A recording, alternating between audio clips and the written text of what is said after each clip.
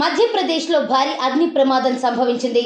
హర్దా జిల్లా సమీపంలోని మగర్ద రోడ్లో ఉన్న బాణాసంచా ఫ్యాక్టరీలో మంగళవారం ఉదయం భారీ పేలుడు సంభవించింది. బాణాసంచా తయారీకి నిల్వ ఉంచిన గన్ పౌడర్కు నిప్పు రవ్వలు తాకడంతో కొద్ది క్షణాల్లోనే మంటలు ఎగిసిపడ్డాయి. ఈ ప్రమాదంలో సమీపంలోని సుమారు 60 ఏళ్ల వరకు అగ్నికి ఆహుతయ్యాయి. పదుల సంఖ్యలో ద్విచక్ర వాహనాలు దగ్ధమయ్యాయి.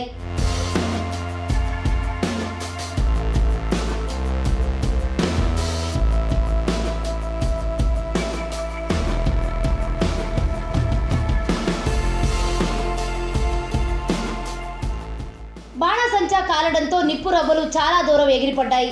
దీంతో స్థానికులు అక్కడి నుంచి దూరంగా పరుగులు తీశారు. ఈ ఘటనలో 6 ప్రాణాలు కోల్పోగా 59 మంది తీవ్రంగా గాయపడ్డారు. క్షతగాత్రులను సమీపంలోని ఆసుపత్రికి తరలించి చికిత్స అందిస్తున్నారు. వీరిలో పలువురి పరిస్థితి విషమంగా ఉండటంతో మృతుల సంఖ్య పెరిగే అవకాశం ఉన్నట్లు తెలుస్తోంది.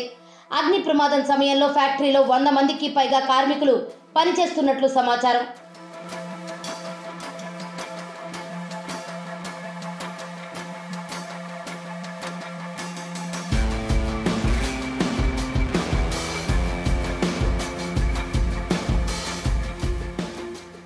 ఈ ప్రమాదంపై సమాచారం అందుకున్న అగ్నిమాపక సిబ్బంది సంఘటనా స్థలానికి చేరుకుని మంటలను అదుపు చేశారు.